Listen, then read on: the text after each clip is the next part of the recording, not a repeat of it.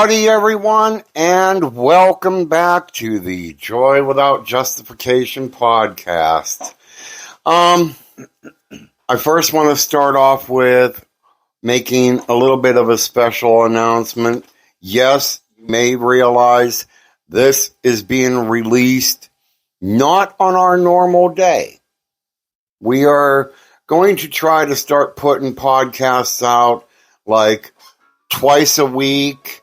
And, you know, there's going to be a lot of different changes over the past few podcasts because, you know, we're coming into December. Yeah, my God. Thanksgiving's done and over. And we're coming into that crazy month because you not only have to deal with Christmas near the end of this month, but you also then have New Year's at the end of this month. So it's like you're going to have 2 weeks where a bunch of craziness is going to go on. Yep. But on those 2 weeks, so we will be doing also 2 podcasts, but they will be on Tuesday and Wednesday. Yeah. No. Yeah, when's the holiday? Is it Tuesday and Wednesday? I thought it was a Wednesday. I think it is. Yeah, we're doing good. Okay. But anywho, welcome back to our podcast here. And we're going to be touching on a subject that Dan knows quite a bit about. Any of you that have listened to any of our videos or previous podcasts, you know Dan has suffered with anxiety. And still at times does still go through it, but through a lot of his meditation practices and that, I guess, has somewhat put it under control. But, yeah. So, what are you going to tell us on this, Dan? Well, anxiety it's definitely misunderstood. I think people are a little bit more free in talking about it, but there's still a lot of stigma around anxiety. So, what it's like is, for me, was I was continuously in fight, or freeze stage my whole life. I don't really remember too many periods where I wasn't anxious. So it's like my anxiety, like your body's default mode is peace. My default mode was anxiety.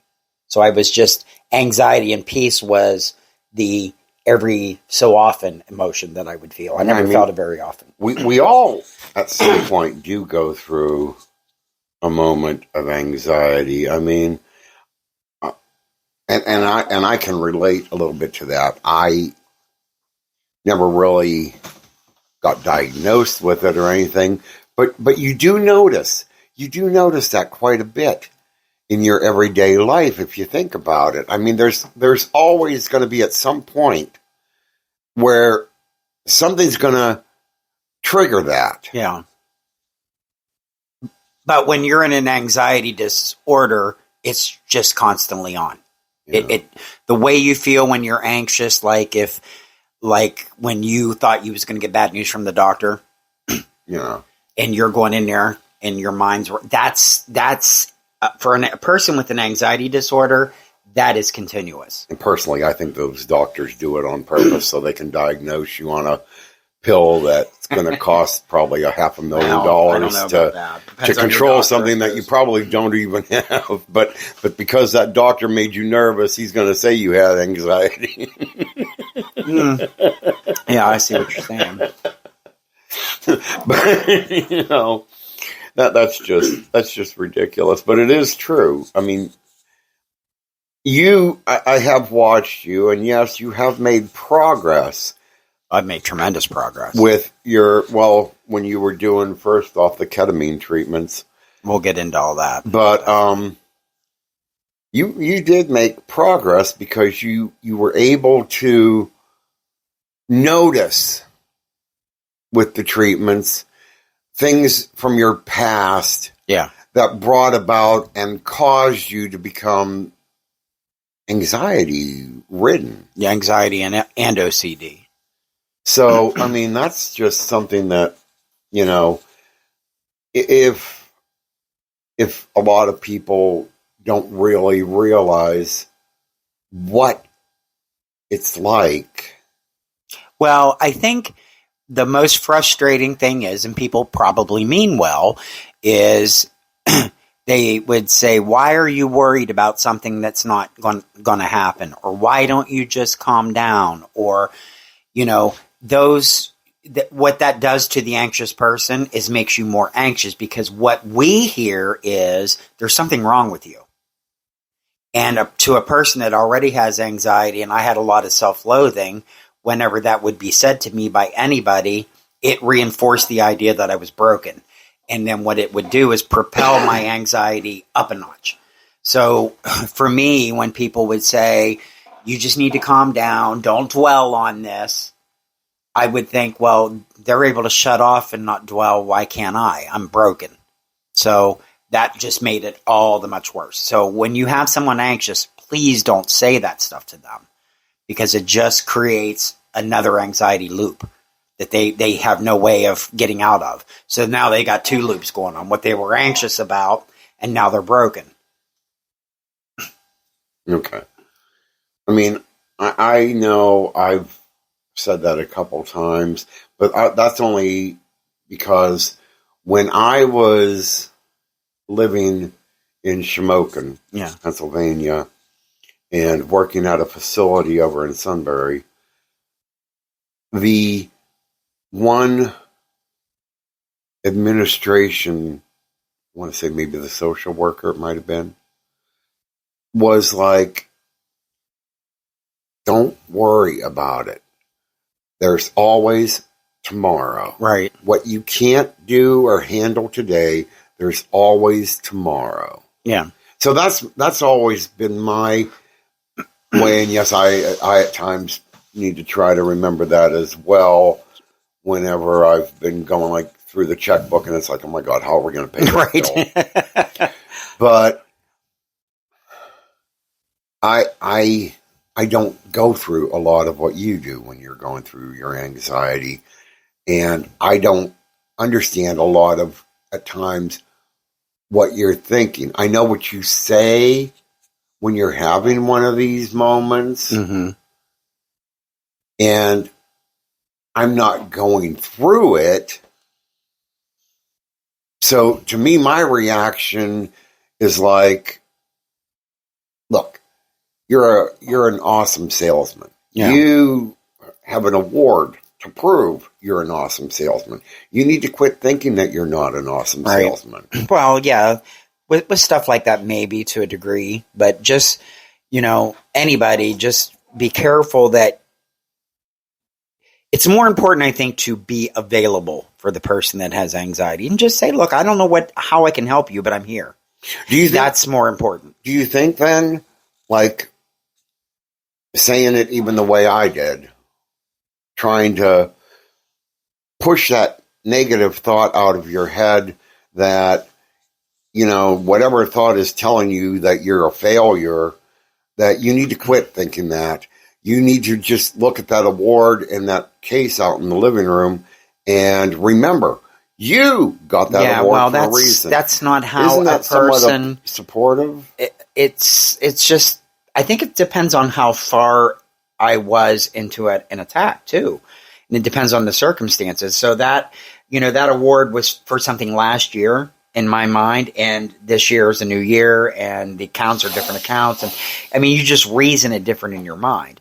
So I think just saying, "Hey, I'm here for you," if you want to talk, I'll listen, and just listen. I'm not saying you have to, if they're talking crazy, that you have to go along with stuff that's not, in reality.